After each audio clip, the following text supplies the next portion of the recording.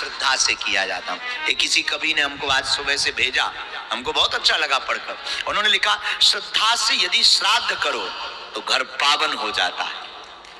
श्रद्धा से यदि श्राद्ध करो तो घर पावन हो जाता है। नेह बरसता उन पितरों का, जन्मों जन्मों का जिनसे नाता है। आगे उन्होंने बहुत अद्भुत लिखा, जीते जी जो माता पिता की महिमा समझ नहीं पाता, वंचित होता पुण्य कर्म से, तीनों लोकों से जाता। माता पिता के श्री चरणों में सारा जग समाया है, सहज भाव से कर लो तर्पण, पक्ष श्राद्ध का आया है। श्राद्ध पक्ष अद्भुत है। ये 15 दिन हमारे पूर्वजों के लिए है। इसलिए हम इसलिए भी नहीं कह रहे कि आप हर बार समय निकालो, जब आपको समय मिले।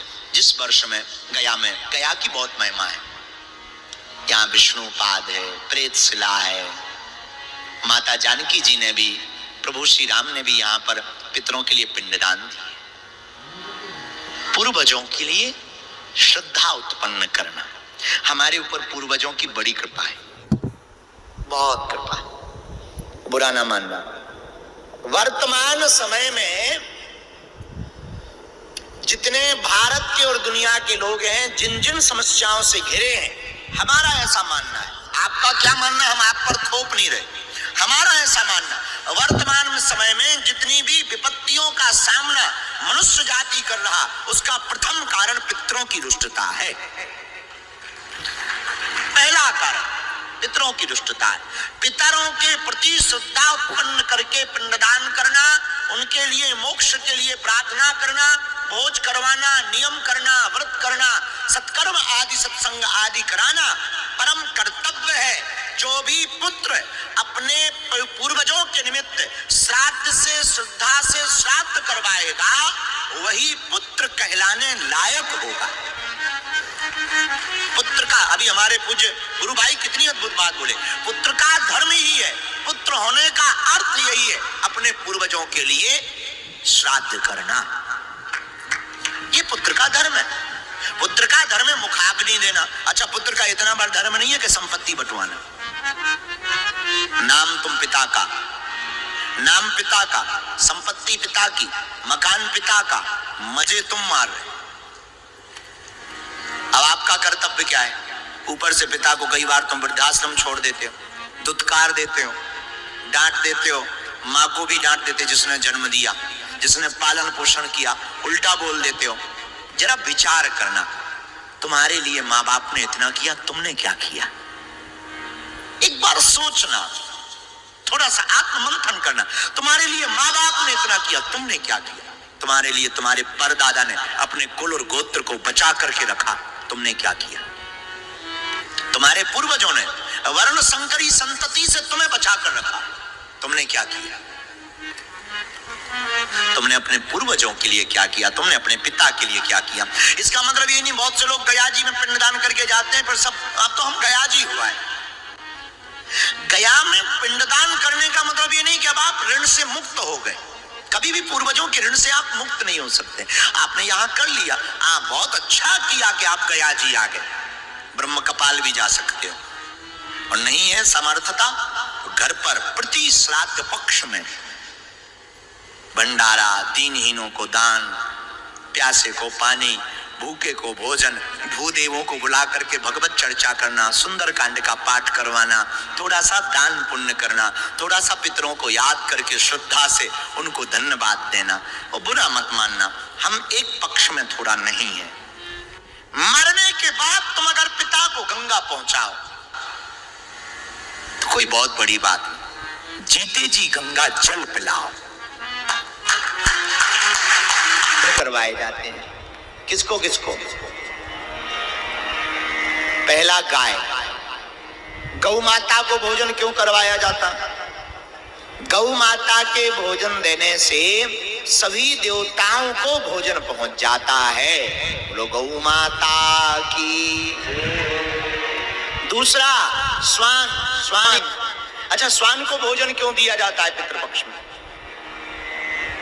यमराज के मार्ग को यह, यमराज के मार्ग का अनुसरण करता है। यमराज के पास जो मार्ग अनुसरण करते दो कुत्ते, साम और सबल, दो कुत्ते हैं। इसलिए जो भी श्वान को भोजन करवाता है पितृपक्ष में, उनका वह भोज्य यमराज तक पहुंच जाता है और अपने पूर्वजों को दी जाने वाली यातनाओं में यमराज के पास जब भोज्य पदार्थ पहुंचता है तो फिर यमराज अगर पितरों को यातना दी जाती हो या किसी कारणवश पितर किसी ऐसी योनि में है जिसमें अति से ज्यादा कष्ट पा रहे हो, तो यमराज के पास पहुंचने से, भोज्य पदार्थ से, पिंडदान से, गरुड़ पुराण से, त्रिपिंडी श्राद्ध से अथवा पितृ गायत्री के निमित्त कोई अनुष्ठान करने से अमुक साधक के पूर्वजों की यातनाओं को कम कर दिया जाता है। तीसरा भोजन किसको दिया जाता है? काक। काक माने क्या होता है? हाँ ठीक है, तुम लोग जो है डायनासोर मत बोल दे, कोई ठिकाना नहीं है डायनासोर। तो काक माने होता है कौवा। कौवा को क्यों भोजन दिया जाता है?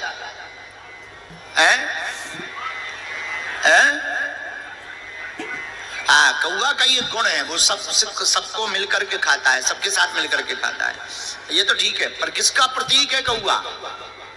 यम का। ये भी यम का प्रतीक है, यम का प्रतीक है। और यह पितर लोक तक जाता है। पितर लोक तक पहुंचने के कारण जो भी कौवा को श्राद्ध पक्ष में भोजन करवाता है उनके पितरों को तृप्ति प्राप्त होती है, इसलिए कौवा को भोजन करवाया जाता है। चौथा भोजन पिपील का, चींटी। चींटी को क्यों करवाया जाता है? करवाते हो? पहले के जमाने में लोग हुआ करते थे, अपनी जेब में नमक, क्षमा करो, शक्कर और आटा जेब में डाल करके जहां भी चींटियों का घर देखते थे वहां जाकर के डाल देते। अब आजकल तो ठीक है, जय बजरंगबली की है, घर ही उखाड़ देते। हाँ, जेसीबी ले जाते हैं, घर उखाड़ देते हैं, जय हनुमान जी। चींटी को श्राद्ध पक्ष में भोजन कराने का बड़ा महत्व है। चींटी को जो भी व्यक्ति श्राद्ध पक्ष में भोजन कराएगा, शास्त्र कहते हैं उसको सुख और समृद्धि की प्राप्ति होती है। पांचवा भोजन किसको कराया जाता है? अग्नि को। किसको कराया जाता है? अग्नि को जो भोजन करवाया जाता है पितरों को होता है स्वधा और देवताओं को होता है स्वाहा। क्या होता है? जोर से बोलो। भगवान के दो मुख हैं। कितने मुख हैं? कौन कौन से हैं? नहीं, गड़बड़ मत बोलो। दो मुख हैं, एक अग्नि मुख, दूसरा ब्राह्मण मुख। ब्राह्मण मुख में होता है आहा, अग्नि मुख में होता है स्वाहा। अच्छा, भगवान से पूछा गया आपको कौन सा मुख ज्यादा प्रिय? भगवान बोले भैया, जब घी से लपलपाता हुआ मालपुआ भूदेव के मुख में जाते हुए पेट में जाता है और पेट में हाथ फेर करके जब ब्राह्मण देवता कहते आहा, भगवान कहते हमें भैया बहुत मजा आ जाता। ये भगवान को ब्राह्मणोस मुखमासीत बाहु, हम नहीं कह रहे, वेद कह रहा। भगवान के दो मुख हैं, ब्राह्मणोस मुख, ब्राह्मण का मुख, भगवान का मुख। अच्छा, लेकिन हाँ एक बड़ी गड़बड़ है। ब्राह्मण का मुख, भगवान का मुख है अग्नि मुख में स्वाहा। जो भी ब्राह्मण मुख और अग्नि मुख में इन श्राद्ध पक्ष में भगवान को भोजन पवाता है, ठाकुर जी बड़े प्रसन्न हो करके उस साधक को खूब खूब आशीर्वाद देते हैं। इसीलिए श्राद्ध पक्ष में ब्राह्मण भोज का महत्व। अच्छा, इसका मतलब ये नहीं कि तुम खूब खवाओ, जितनी क्षमता है उतनी, दान सामर्थ्यता अनुसार। एक बात बताओ, तुम ही बताओ, बुरा न मानना, पहले तुमने दान दिया कि पहले तुम्हें मिला है? पहले मिला है कि पहले तुमने दान दिया? जब पहले तुम्हें मिला फिर ही तो तुमने दान दिया। क्या खाक दिया? पहले तुम्हें मिला है फिर तुमने दिया है, मिले का ही तो दिया है, अपना क्या तुमने खाक दिया है? इसलिए दान, अच्छा हम इसका मतलब ये नहीं कि तुम दान दो, लेकिन पहले हम लोगों को मिला है तभी तो हम बांट रहे हैं। तीर्थ के 3 महत्व हैं, महिमा को जान, स्नान और दान। तीर्थ में जाते ही 3 चीजें ध्यान रखो। कौन कौन सी? पहली, वहां की महिमा को जानो, इसके बाद स्नान करो, इसके बाद दान करो। महिमा को जानने से मन शुद्ध होता है, स्नान करने से तन शुद्ध होता है और दान करने से धन की शुद्धि होती है। इसलिए पितृपक्ष में 5 लोगों को भोजन कराने का बड़ा फल है। बोलो गौ माता की।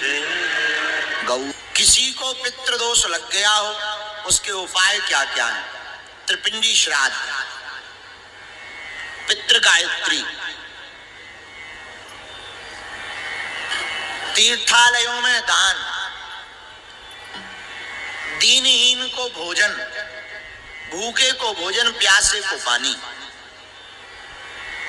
गरुड़ पुराण का पाठ, श्रीमद् भागवत कथा का मूल पारायण। सामर्थ्यता नहीं है तो घर पर ही श्राद्ध पक्ष में श्रद्धा उत्पन्न करके अपने पितरों को जल चढ़ाना। इन 6 कामों में से कोई एक करोगे तो भी पितरों की कृपा तुम पर हो जाएगी। पितृ देवताओं को प्रणाम करो।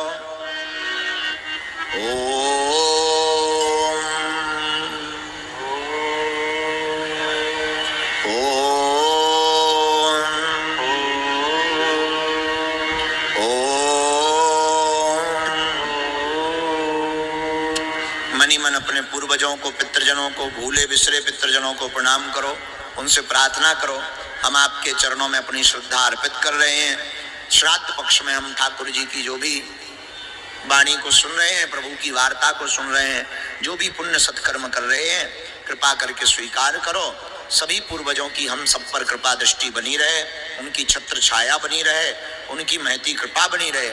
निश्चित रूप से हम मान सकते हैं कि आज आपके पूर्वज ऊपर बैठे बैठे बड़ा धन्य भाग मना रहे होंगे। तो धन्य है हमारे वंश में एक बेटा या बेटी ऐसा जाया है जो हर हर गंगे कर करके नित्य कर्म के साथ, कर्म कांड के साथ, आचार्यों के साथ में भगवत चर्चा करके हम सब पूर्वजों को धन्य कर रहा है। निश्चित रूप से आपके पूर्वज आज प्रसन्न हो रहे होंगे ऊपर